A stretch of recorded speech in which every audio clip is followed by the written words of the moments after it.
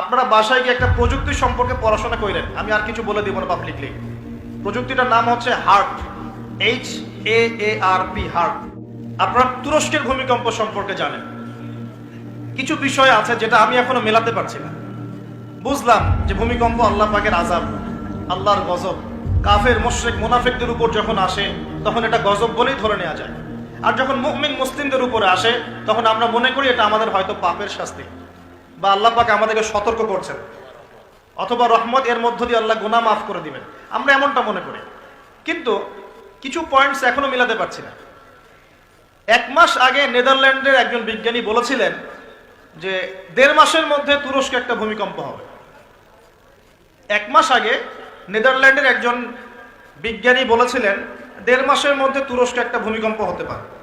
কিভাবে সে জানলো বা এস্টিমেট করলো এখনো মেলাতে পারি নাই। এবার আপনাকে কয়েকটা পয়েন্ট বলি।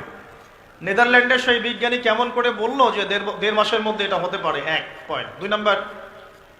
2 নাম্বার হচ্ছে এই কয়েকটা ইস্যুর পরে কোরআন পুড়িয়ে দেয় ইস্যু, তুরস্কের প্রতিবাদ, নেটওয়ার্ক কনফ্লিক্ট ইত্যাদি, এই ইস্যুগুলোর মধ্য দিয়ে যখন উত্তপ্ত বাক বিনিময় হচ্ছে তখন ব্রিটেন, জার্মানি আর USA তারা বলে দিয়েছিল 7 দিন 10 দিন আগেই বলে দিয়েছিল যে আগামী 10 দিনের মধ্যে তুরস্কে একটা ভয়াবহ হামলা হতে পারে। কি হতে পারে? হামলা। তারা বলেছে সন্ত্রাসী হামলা হতে পারে। রাষ্ট্রমন্ত্রী ব্রিফ করছিলেন, দেখলাম তিনি বলছেন যে তারা বলছে আমাদের এখানে কিছু একটা হবে, কিন্তু কি হবে কিভাবে হবে তারা বলছে না। এই পয়েন্টটা এখনো মিলাতে পারছি না। আর তৃতীয় পয়েন্টটা আরো মারাত্মক। এই ভূমিকম্পের ঠিক 2 দিন আগে 3 দিন আগে ওই 3টা কান্ট্রি তুরস্ক থেকে তাদের কনসুলেট, যে পররাষ্ট্র অধিদপ্তরগুলো থাকে, এগুলো গুটিয়ে চলে গেছে দেশে। তারা কেন 2 দিন আগে 3 দিন আগে সব গুটিয়ে চলে গেল? তবে কি তারা কিছু জানতো? তবে কি এখানে কোনো কিন্তু আছে? থাকতেও পারে।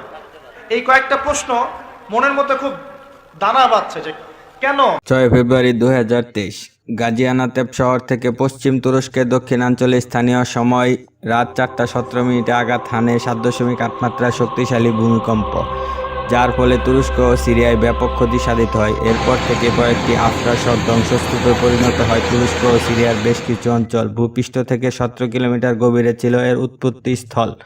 আনাতোলিয়ান প্লেট ও আরব প্লেটের সাথে সংঘর্ষের ফলে উৎপাদিত শক্তি আনাতোলিয়ান ফল্ট লাইন বরাবর 120 কিলোমিটার এলাকায় আঘাত হানে।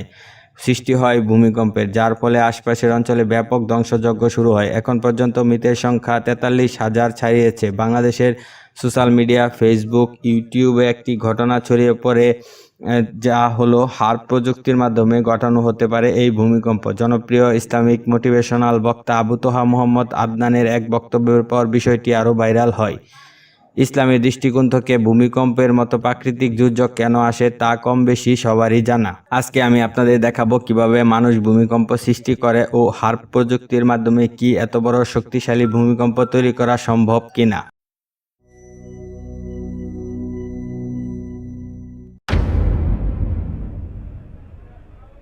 High frequency active auroral research program, সংক্ষেপে হার্প। এই প্রযুক্তি সম্পর্কে পুরো বিশ্বই বিতর্কিত মতবাদ চালু আছে। অনেকে এই প্রযুক্তিকে দানবীয় প্রযুক্তি বলে আখ্যায়িত করেছেন। তাদের দানবীয় এই প্রযুক্তির মাধ্যমে একটি দেশ বা পৃথিবীর একটি নির্দিষ্ট অঞ্চলের আবহাওয়া নিয়ন্ত্রণ করে সেখানে কৃত্রিম উপায়ে বন্যা, খরা, জলোচ্ছ্বাস, এমনকি ভূমিকম্প সহ মানবসৃষ্ট প্রাকৃতিক দুর্যোগ ঘটানো সম্ভব। হুবার ড্যাম বা হুবার বাঁধের কথা আপনাদের জানা আছে হয়তো। 1939 সালে হুবার ড্যামের অগ্রভাগে সর্বোচ্চ 475 ফিট পানি আটকাতে সক্ষম হয়। এত পানির উচ্চতা বাড়ার কারণে বিশাল চাপের সৃষ্টি হয়। তখন আশপাশের এলাকায় ছোট ছোট ভূমিকম্প শুরু হয়। হুবার ড্যাম নির্মাণের আগে এই এলাকায় কখনো ভূমিকম্প হয়নি। এছাড়া বেশি মাটির নিচ থেকে কয়লা উৎপাদনের ফলে সৃষ্ট ফাটল ধসে অনেক সময় তৈরি হতে পারে হালকা ভূমিকম্প।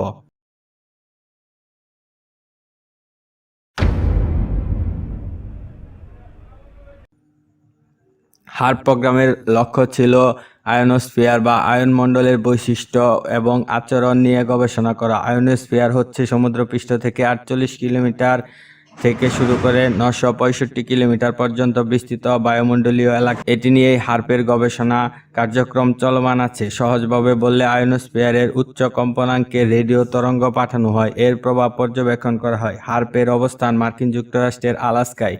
এটি US air force, navy, university of Alaska defence advance research project agency সম্মিলিত প্রচেষ্টা। 2015 সালে স্থান পরিবর্তন করে এটিকে ইউনিভার্সিটি অফ আলাস্কায় নিয়ে আসা হয়। হার্প নিয়ে ইন্টারনেটে অনেক ষড়যন্ত্র তথ্য খুঁজে পাওয়া যায়। এর মধ্যে উল্লেখযোগ্য হলো আমেরিকান বিজ্ঞানী রোসলি বার্টেল 1996 সালে এটিকে সামরিক অস্ত্র হিসেবে সতর্ক করেছেন।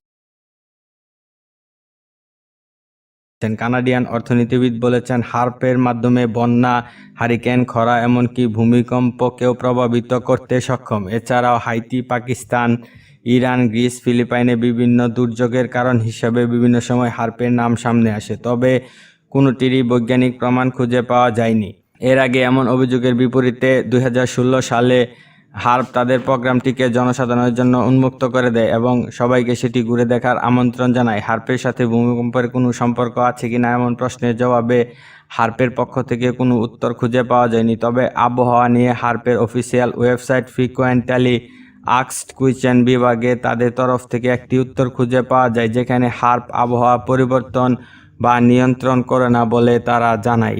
অন্যদিকে রাইটার্স ফ্যাক্ট চেকারের এক প্রতিবেদন সহ বেশ কিছু ফ্যাক্ট চেক প্রতিবেদনে পাওয়া যায়, সেখানে তারা তুরস্কের ভূমিকম্পের সাথে হার্পের কোনো সম্পর্ক খুঁজে পাননি। এছাড়া ইউএস টুডের আরেক ফ্যাক্ট চেক প্রতিবেদনেও প্রায় একই ব্যাখ্যা দিচ্ছে। সেখানে বলা হয়েছে তুরস্কের ভূমিকম্পের পিছনে মানুষের সরাসরি কোনো হাত নেই, এটি সম্পূর্ণ প্রাকৃতিকভাবে সৃষ্ট একটি ভূমিকম্প। বস্টন ইউনিভার্সিটির গবেষক রেচেল এম্বার ক্রিম্প বলেন, ইচ্ছাকৃতভাবে এই ধরনের ভূমিকম্প তৈরি করা মানুষের ক্ষমতার বাইরে। তুরস্কে এমন ভূমিকম্প এটি প্রথম নয়। 1939 সালে 7.8 মাত্রার একটি ভূমিকম্পে সেখানে প্রায় 30,000-এরও বেশি মানুষ মারা গিয়েছিল, যা কিনা হার্প প্রতিষ্ঠারও 50 বছর আগের ঘটনা। তুরস্কে এমন ভূমিকম্পের কারণ হিসাবে এনপিআর-এর এক প্রতিবেদন প্রকাশ করে, সেখানে তারা মূলত তুরস্কের ভৌগোলিক অবস্থানকেই দায়ী করেছে। হার্পকে কাজে লাগিয়ে কৃত্রিম ভূমিকম্প বা সুনামি তৈরি করার কোনো উপযুক্ত প্রমাণ এখন পর্যন্ত খুঁজে পাওয়া যায়নি, বরং অধিকাংশ তথ্যের ভিত্তিতে এটি প্রতীয়মান হয় যে হার্পের এমন কোনো ক্ষমতা নেই। তাই অন্য দাবিগুলো মিথ্যা বলে প্রমাণিত হচ্ছে, যেখানে তুরস্কের ভূমিকম্পের পিছনে হার্পকে দায়ী করা হচ্ছে। ভূমিকম্পের পিছনে মানুষের প্রত্যক্ষ পরোক্ষ অনেক ভূমিকা আছে, যেমন তেল উত্তোলন, হাইড্রোলিক ফ্র্যাকচার ইত্যাদি, কিন্তু পরোক্ষ ভূমিকা থাকলেও এখন পর্যন্ত কৃত্রিমভাবে এমন নির্দিষ্ট মাত্রায় ভূমিকম্প তৈরি করার কোনো প্রমাণ খুঁজে পাওয়া যায়নি। আপনার কাছে কি মনে হয় জানাতে পারেন কমেন্ট বক্সে।